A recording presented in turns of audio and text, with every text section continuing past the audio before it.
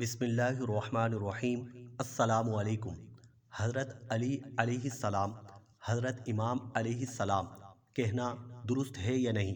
یعنی حضرت علی کے ساتھ علیہ السلام کا لفظ استعمال کرنا، امام حسین کے ساتھ علیہ السلام کا لفظ استعمال کرنا درست ہے یا نہیں، اس پر ہم گفتگو کریں گے۔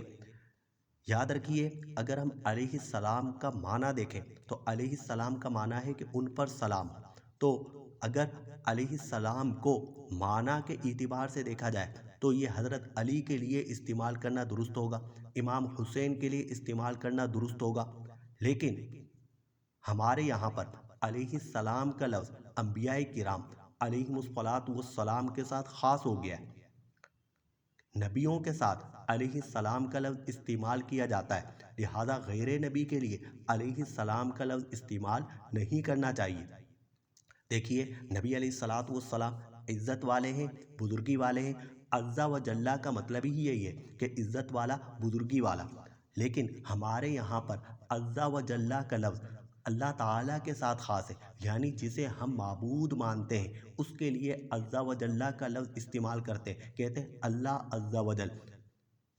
لہذا محمد عز و جل کہنا درست نہیں ہوگا، کیونکہ یہ عرف کے مخالف ہے۔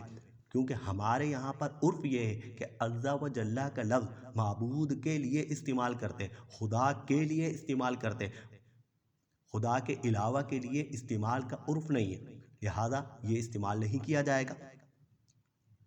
رضی اللہ عنہ کا مطلب کیا ہے؟ اللہ تعالیٰ ان سے راضی۔ اب بتائیے، نبی علیہ الصلاۃ والسلام سے اللہ تعالیٰ راضی ہے یا نہیں؟ نبی علیہ السلام سے بھی اللہ راضی ہے، کیا نبی کے لیے رضی اللہ عنہ کا استعمال کرتے ہیں؟ نہیں، کیونکہ نبیوں کے لیے علیہ السلام کا لفظ استعمال کرنا یہ عرف ہے، رضی اللہ عنہ کا لفظ استعمال کرنا یہ عرف نہیں ہے۔ رضی اللہ عنہ کا لفظ غیر نبی کے لیے استعمال کیا جاتا ہے۔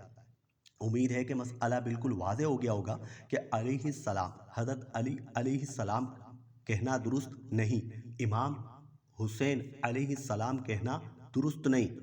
اور یہ بات یاد رکھیے، جو لوگ ائمہ اہل بیت کے ساتھ علیہ السلام کا لفظ استعمال کرتے ہیں، وہ ائمہ اہل بیت کو انبیاء سے افضل قرار دیتے ہیں، اور ائمہ کو، غیر نبی کو، نبی سے افضل یا برابر قرار دینا یہ کفر ہے۔ لہٰذا یہ تو بدعقیدہ لوگوں کا کام ہے کہ وہ اہل بیت کے ساتھ علیہ السلام کا لفظ استعمال کرتے ہیں، یہ ان کا عرف ہے، لہٰذا ہمیں بچنا چاہیے۔ لیکن ایک بات واضح رہے کہ اگر کوئی شخص ائمہ اہل بیت کے ساتھ علیہ السلام کا لفظ استعمال کر رہا ہے تو فوراً آپ اس پر کوئی حکم نہ لگائیں، معاذ اللہ، بدعقیدگی کا، یہاں تک کہ لوگ کفر تک کا حکم لگا دیتے ہیں۔ ایسا نہیں کرنا چاہیے۔ اس کا کیا عقیدہ ہے وہ اسے پتہ ہے، وہ اسے معلوم ہے۔ اور یہ سمجھنا، اور ایک اور بات کی نشاندہی، کہ اگر میں یہ کہہ رہا ہوں کہ انبیاء کے علاوہ کسی کے ساتھ علیہ السلام کا لفظ استعمال نہیں کرنا چاہیے، کوئی یہ نہ سمجھے، یہ نہ کہنے لگ جائے کہ معاذ اللہ یہ اہل بیت سے نفرت کرتا ہے، معاذ اللہ۔ ہم کہتے ہیں اہل بیت سے جو نفرت کرے وہ دائرہ اسلام سے خارج ہے، وہ کافر ہو جائے گا۔ ہم تو علیہ السلام کا لفظ حضرت ابو بکر صدیق کے لیے بھی استعمال نہیں کرتے۔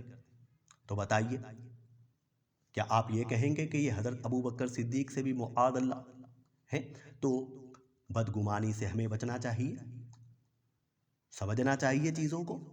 علیہ السلام کا لفظ غیر نبی کے لیے استعمال نہ کیا جائے، کیونکہ عرف میں یہ نبیوں کے لیے ہی استعمال ہوتا ہے۔ جو غیر نبی کے لیے اسے استعمال کر رہے ہیں وہ بدعقیدہ لوگ ہیں، لہٰذا ہمیں بدعقیدہ لوگوں کی مشابہت سے بچنا چاہیے، اور ہم پر لازم ہے کہ ہم بچیں۔ امید ہے کہ مسئلہ بالکل واضح ہو گیا ہوگا۔ اگر آپ کے ذہن میں کوئی اشکال ہے، کوئی سوال ہے، آپ پوچھ سکتے ہیں۔ اللہ ہمارا حامی و ناصر ہو۔ السلام علیکم۔